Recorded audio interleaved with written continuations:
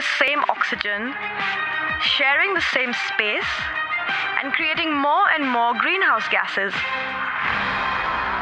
Worries about overpopulation are back. We need to address much more aggressively the population part of the equation. If we keep ignoring this exponential population rise, nature will reduce human population. I am inevitable. Growth. This debate is,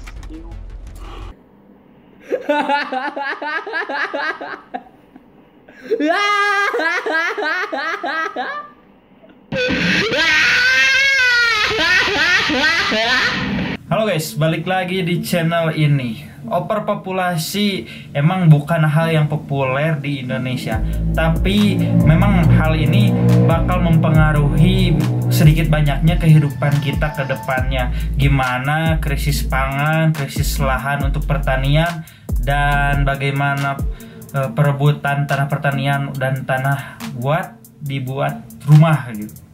Nah, di sini pasti secara ekonomi dari mulai kemiskinan, tingkat pertumbuhan penduduk yang tidak seimbang dengan pertumbuhan ekonomi, dan hal-hal lainnya yang memang bakal jadi sangat lebih jelas ya dirasakan oleh kita.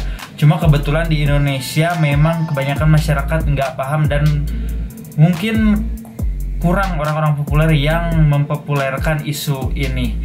Nah, di sini gue mau bahas suatu cara yang radikal di mana suatu daerah itu di dalam tanda kutip dibiarkan untuk melakukan kriminal, dilegalkan selama 12 jam. Jadi kalian istilahnya mau jarah toko itu, mau serang rumah miliarder, ataupun mau saling ngancurin atau saling bunuh gitu biar penduduk semakin sedikit dan akhirnya kalian dapat bansos lebih gede gitu. Biasanya 500.000 karena jatahnya yang orang itu dibunuh jadi dua kali lipat gitu, 1 juta gitu. Nah, itu bisa terjadi, tapi ini dilakukan oleh negara yang bisa disebut negara yang paling demokratis di dunia, atau yang mungkin paling populer mempopulerkan demokratis. Kenapa negara ini bisa disebut dalam tanda kutip negara totaliter? Untuk bisa melakukan itu ya kita sebut aja Amerika ya. Ini adalah suatu cerita yang dibuat dan di situ dimuat pesan-pesan dan kritik yang akan disampaikan di sebuah film, yaitu film The Purge. Itu gue bahasa Inggris gue 3 ya nilainya, jadi mau ngomong itu aja susah. Nah, di film ini digambarkan gimana kekerasan diperbolehkan selama 12 jam untuk membasmi dan mengurangi pengangguran dan kemiskinan. Jadi kalian-kalian yang nganggur dan miskin, waspadalah. Oke, simak terus video ini. The annual purge will conclude in 3, 2, 1. Ideologi fasis sebenarnya udah ya hilang ataupun udah nggak terlalu dianggap di negara yang menjadi fasis terkuat, yaitu Nazi dan juga di negara Jepang, karena kebanggaan terhadap nasionalis terlalu tinggi mengakibatkan konflik dan akhirnya terjadi perang yang emang nggak dimau oleh banyak masyarakat yang menjadikan banyak korban. Nah, di sini kenapa tapi ideologi ini masih banyak dianut dan nyebar?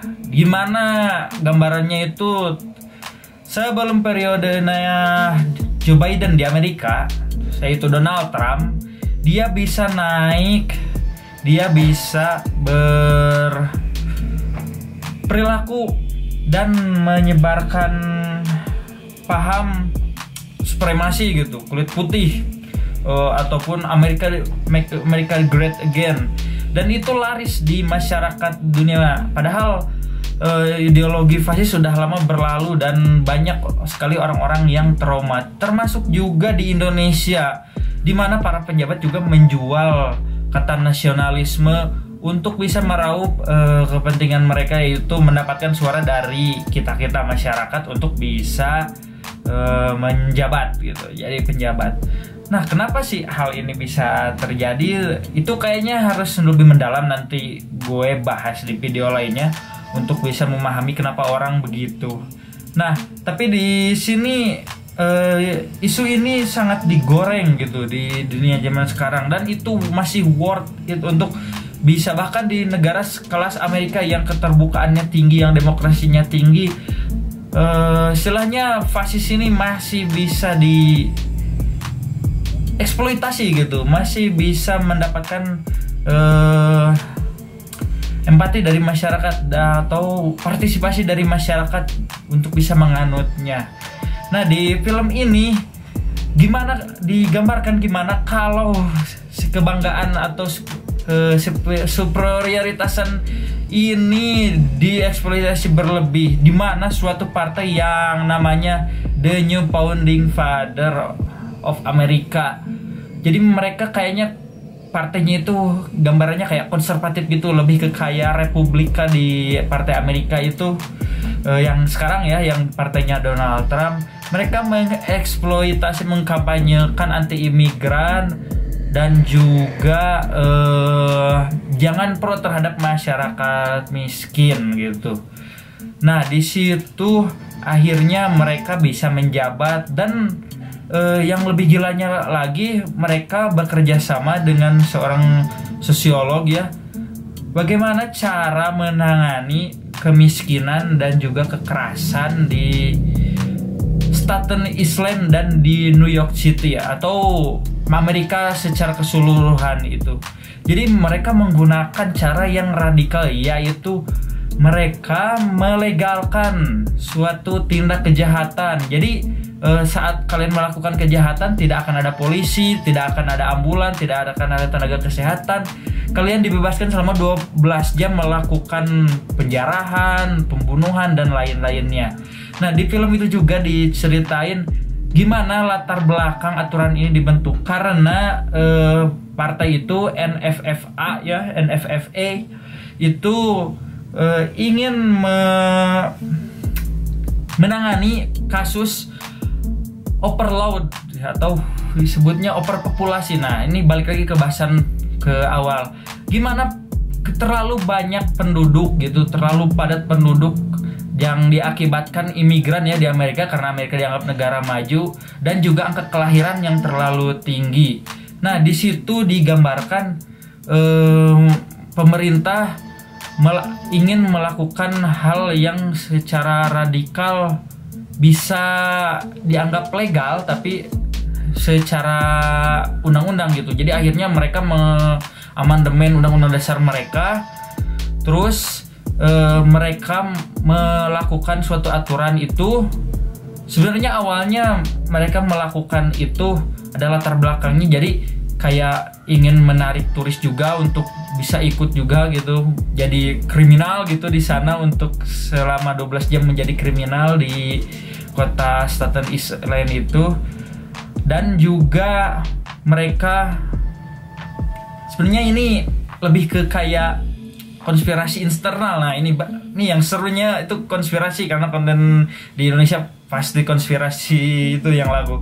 Konspirasinya mereka melakukan ini, aturan ini, agar mereka bisa membuat suatu tentara yang nantinya bukan suatu tentara, suatu pasukan ya, namanya The Purge tadi dari judulnya, atau si pembersih, untuk bisa membunuh-bunuhi kelas pekerja dan orang-orang miskin dan pengangguran yang ada di jalanan, sehingga beban ekonomi Amerika untuk tunjangan sosial itu menjadi tidak terlalu berat, karena tadi overpopulasi dan juga banyaknya imigran gitu. Nah, di situ akhirnya aturan ini dilegalkan, dan ya terjadilah film ini. Terjadi beberapa series ya, ada sampai 5 judul film, bahkan dibikin TV seriesnya. Tapi yang menarik itu di film terakhir kemarin, yang meskipun katanya mau beres ya di film kelimanya, ternyata mau dibikin lagi. Nah, di situ pemerintah ini yang NFFA periode baru, setelah 8 tahun pelarangan aturan ini, nah aturannya dikembalikan kembali. Nah, di situ akhirnya pasukan-pasukan yang tadi pembersih imigran atau pengangguran itu akhirnya beroperasi selama 12 jam. Itu biasanya aturannya itu dari jam 7 sampai dari jam 7 malam sampai jam 7 pagi. Nah, di situ mereka melakukan pembunuhan terhadap imigran mungkin atau orang-orang gelandangan yang di pinggir jalan gitu. Nah, di situ singkat cerita jam 7 pagi dan aturan itu beres ya. Di film itu menceritakan nih karakter utamanya itu orang Meksiko, jadi migran Meksiko. Jadi jam 7 itu dia akhirnya keluar dari pengungsian terus bekerja. Namun ternyata dia dijebak oleh pasukan yang tadi ya, orang-orang yang pembersih itu. Dan bahkan di tempat-tempat lain pun di seluruh kota pasukan pembersih itu malah membersihkan padahal bukan jamnya gitu. Jadi jam pembersihan itu harusnya jam 7 malam sampai jam 7 pagi gitu, dilegalkannya kekerasan itu. Tapi di situ kayak pasukan pembersih ini malah melanggar aturannya. Jadi si pasukan pembersih ini secara tidak langsung juga dibuat pemerintah dan disupport pemerintah. Tapi di sini mereka malah dalam tanda kutip ya, karena mungkin idenya di sini adalah kebencian terhadap imigran ya, dan juga kemalasan pemerintah untuk memberikan tunjangan sosial gitu untuk kalangan miskin. Akhirnya kebencian ini membeludak gitu ya, karena dipupuk mungkin ya oleh pemerintahnya. Nah, membeludak akhirnya se-Amerika malahan karena aturan itu sudah diterapkan di berbagai kota di Amerika, yang awalnya tadi di New York doang itu akhirnya chaos gitu, Amerika chaos. Nah, di situ akhirnya Kanada sama Meksiko negara tetangga mereka membuka perbatasan selama 6 jam untuk bisa masyarakat Amerika mengungsi biar bisa terhindar dari pasukan pembersih tadi yang lepas kendali dalam tanda kutip ya, karena mungkin mereka merasa tidak puas dengan jam pembersihan yang diaturkan oleh pemerintah dan ingin melakukan pembersihan sendiri, dan disebutnya pembersihan selamanya gitu, the forever purge gitu. Nah, di situ mereka akhirnya membantai dan menyerang terus mengikuti pemeran utama ini yang mencoba mengungsi ke Meksiko gitu. Nah, tapi di akhir ending biasalah good ending gitu filmnya biar seru. Akhirnya si ketua dari geng pembersihan ini atau pasukan pembersihan ini matilah, bisa dikalahin. Dan karakter utamanya selamat. Tapi yang jadi menarik itu adalah Amerika jadi chaos. Nah, sebelum itu kan pemerintahan Eropa juga melihat. Jadi aturan ini kenapa sih bertahan bertahun-tahun di Amerika? Ternyata ini sangat efektif gitu untuk menurunkan tingkat kemiskinan di Amerika dan juga beban tunjangan sosial yang yang dilakukan oleh pemerintah Amerika. Dan negara-negara Eropa pun dalam tanda kutip di sini tertarik dan ingin menganut gitu. Jadi ini sebenarnya secara ekonomi dan secara sosial sukses, tapi mungkin secara moralitas dan humanity-nya ya dilanggar gitu. Jadi bodo amat lah humanity gitu, bodo amat lah norma apa gitu, yang kita bunuh-bunuhin aja yang manusia yang gak berguna gitu. Mungkin beberapa teman-teman pasti ada juga yang mikir kayak gitu ya, daripada nganggur nih mati gitu. Anjir, emang radikal banget pemikirannya. Tapi di sini kan film gitu, kalau itu ide kalian ya psikolog lah, bahaya gitu. Nanti psikopat kalian. Nah, di situ akhirnya Amerika chaos gitu. Jadi si pasukan pembersih ini yang dibikin sama pemerintah ini, pemerintah yang mungkin bisa disebut partai atau kelompok NFFA itu, yang mereka tadinya mensupport para kelompok yang ingin membersihkan imigran dan pengangguran ini di Amerika, akhirnya malah membuat chaos Amerika, dan mereka NFFA ini malah melawan balik gitu. Anak-anak mereka disebutnya gitu kayaknya, dan tanda kutip anak-anak mereka, karena ini dibuat oleh mereka gitu, dan chaos. Jadi emang di sini pasti banyak lah pesan-pesan yang kalian dapetin, gak perlu gue simpelin, pasti yang nonton ini paham lah, lebih pintar dari gue. Gimana kebencian, mau itu rasial gitu, mau itu kebencian terhadap kelompok ataupun intinya benci itu gak boleh dipupuk gitu, karena pastinya ini kejadiannya di film ini sutradaranya kayaknya mau ngejelasin gitu, jadi jangan memupuk kebencian gitu. Kalau emang chaos atau apa kemiskinan luas gitu ya tanganin aja, kalau gak ditanganin nanti juga paling hukum alam. Banyak yang meninggal tuh, krisis ekonomi akhirnya banyak meninggal kayak di Afrika mungkin paling. Tapi lebih mending kelaparan kayak Amerika daripada Amerika itu orang bunuh orang gitu. Jadi kebencian versus kebencian versus kemiskinan gitu akhirnya. Kebencian versus imigran gitu akhirnya.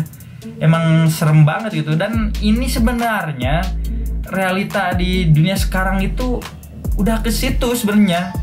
Gimana Donald Trump itu bisa naik, gimana mungkin dalam ini kasus di Indonesia Pak Prabowo juga ya sedikit-sedikitnya kelihatannya menurut gue ya, ini pendapat gue pribadi, menggunakan itu juga. Tapi di situ beda kasusnya lah, di Indonesia bukan lebih ke kebenciannya tapi lebih ke politis banget gitu. Tapi di Amerika emang pure benci. Jadi orang-orang kolot gitu, para orang tua boomer itu masih banyak menganggap bahwa Amerika itu nggak cocok buat kulit hitam dan imigran, dan mereka kulit putih berkuasa atas Amerika, yang kita tahu bahwa sebenarnya Amerika itu sendiri dibikin ya sebenarnya balik lagi untuk negara kebebasan gitu, kayak negara kesempatan kedua, kayak disamain mungkin negara lain yaitu Australia dan New Zealand gitu. Jadi emang tanah yang memang bukan dikhususkan untuk fasisme gitu. Harusnya ya orang-orang yang fasisme ini ya cukup aja negara-negara Eropa, karena mereka merasa lebih kuat.